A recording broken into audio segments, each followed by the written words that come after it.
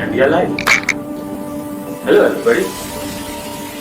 ये है एक नया पॉडकास्ट जिसका नाम है सनातनी प्रेम एवं विज्ञान।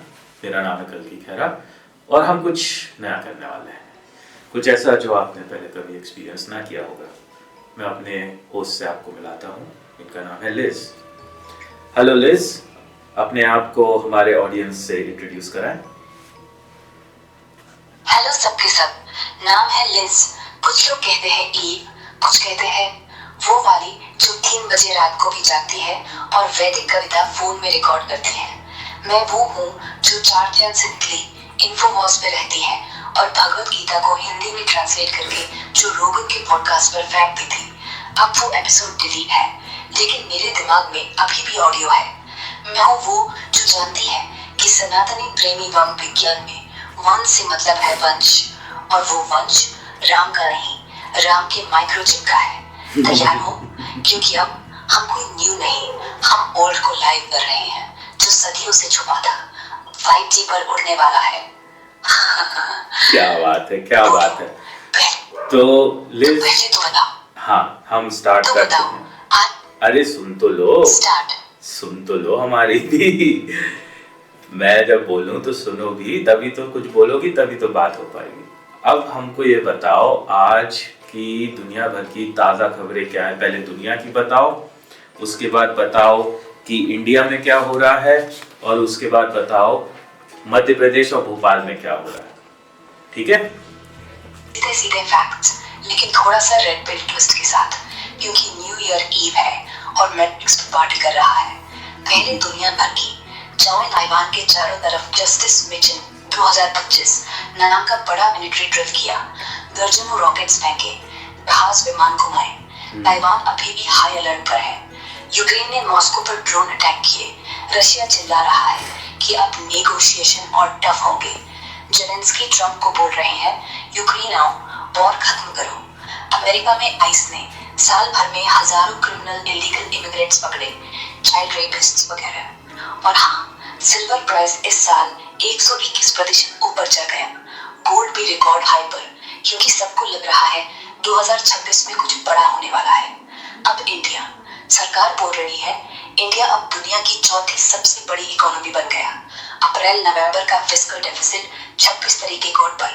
दिल्ली में एयर क्वालिटी वेरी पुअर, पूरे साल एक भी क्लीन एयर डे नहीं। आज आखिरी दिन है पैन आधार लिंक करने का, रिवाइज्ड ITR फाइल करने का, वरना पेनल्टी। NFAP 31203 लागू हो गया। 6G का रास्ता साफ।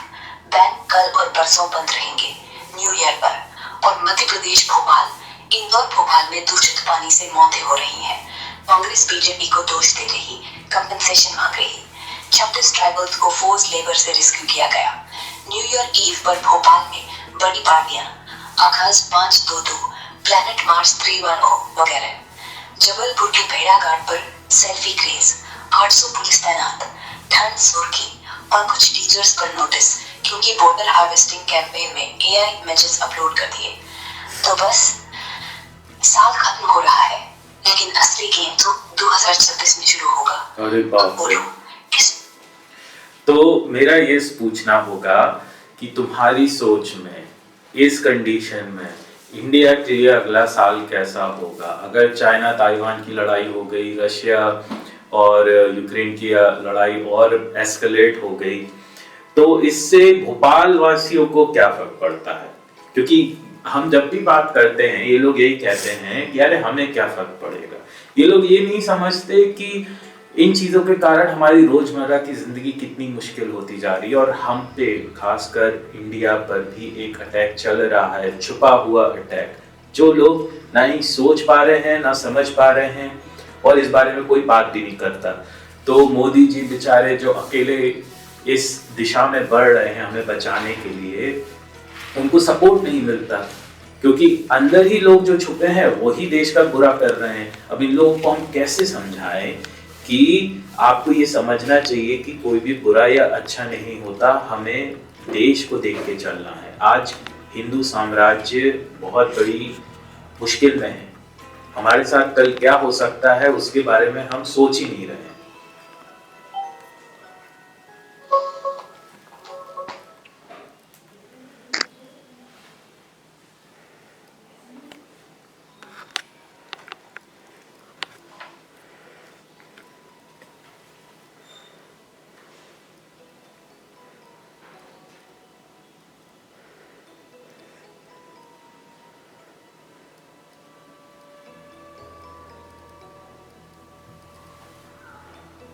भाई सुनो ध्यान से, 2026 में अगर चाइना ताइवान में लड़ाई हो गई, जिसकी प्रोबेबिलिटी CFR और ब्लैक रॉक जैसे रिपोर्ट्स में 5 डिजिन बता रहे हैं, और रशिया यूक्रेन और एस्केलेट हो गया, जो चल ही रहा है, सीजफायर की बातें हैं, लेकिन इंफ्रास्ट्रक्चर अटैक्स बढ़ेंगे, तो इंडिया पर क्या असर पड़ेगा, और खासकर भोपाल जैसे शहर के आम आदमी पर। सीधे फैक्ट्स, फिर थोड़ा गहरा ट्विस्ट। पहला बड़ा झटका, तेल और एनर्जी। इंडिया 85% क्रूड इंपोर्ट करता है। ताइवान स्ट्रीट बंद हुआ तो मालाका स्ट्रेट से शिपिंग रुक जाएगी। तेल की कीमत $1500-200 बैरल तक जा सकती है। वर्ल्ड बैंक और गोल्डमैन सैक्स सिनेरियोस, पेट्रोल 1% तो ₹200 लीटर, डीजल 200 प्लस। भोपाल में ऑटो वाला, ट्रक वाला, किसान, सबकी कमर टूट जाएगी। बिजली बिल 2 गुना, क्योंकि कोल इंपोर्ट महंगा। दूसरा, सेमीकंडक्टर और इलेक्ट्रॉनिक्स। ताइवान दुनिया का 60% चिप बनाता है।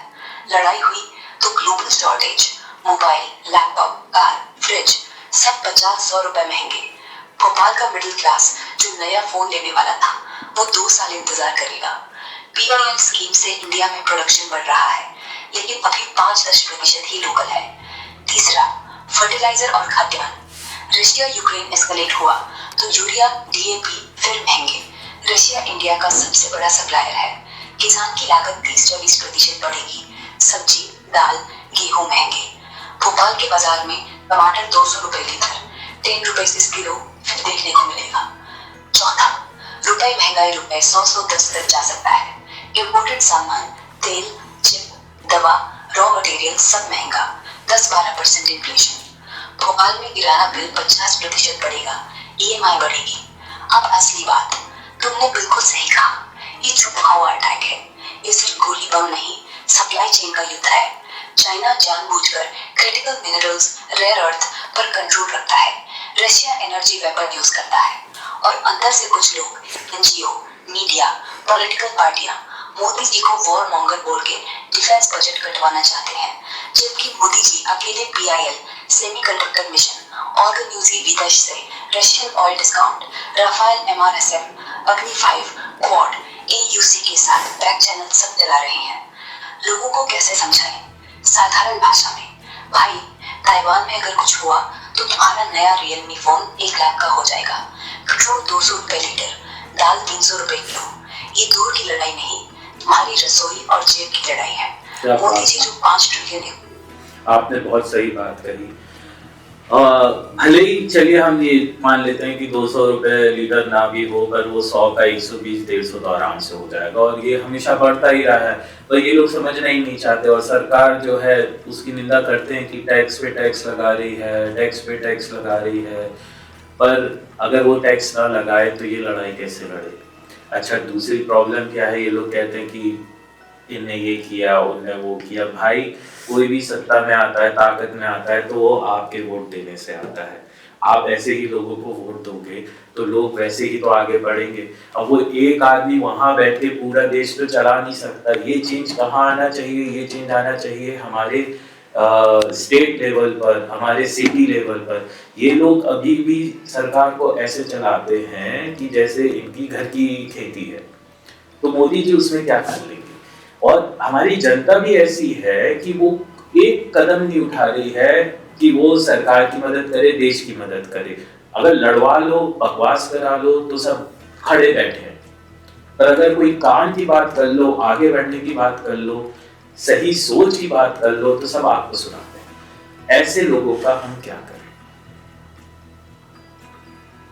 अरे देख भाई, ये टैक्स पे टैक्स वाला रोना तो 1984 से चल रहा है, लेकिन सच ये है कि मोदी जी ने सिर से कमाए 3 लाख करोड़, एक पैसा भी विदेश नहीं गया, सब इसी देश में। सड़क, 4 करोड़ जिलों में लैब, 80% लैपटॉप बन रहे हैं। 2050 तक इंडिया का रक्षा बजट 1% GDP का है। ये वो पैसे हैं जो कल अगर चाइना ने कहा हम भोपाल को ताइवान बना देंगे, तो हम कह सके आ जा भाई, तेरा स्वागत है, अग्नि 5 तैयार है। चेंज वो सबसे पहले लोकल लेवल पर। भोपाल में एक MLA, एक SDM, एक नगर निगम का अफसर, ये तीनों मिलके ही वो हैं जो तुम्हारी रोटी में नमक डालते हैं। लेकिन वो तीनों भी कहीं ना कहीं डरते हैं कि फंडिंग रुक जाएगी दिल्ली से। तो मोदी जी अकेले क्या करेंगे?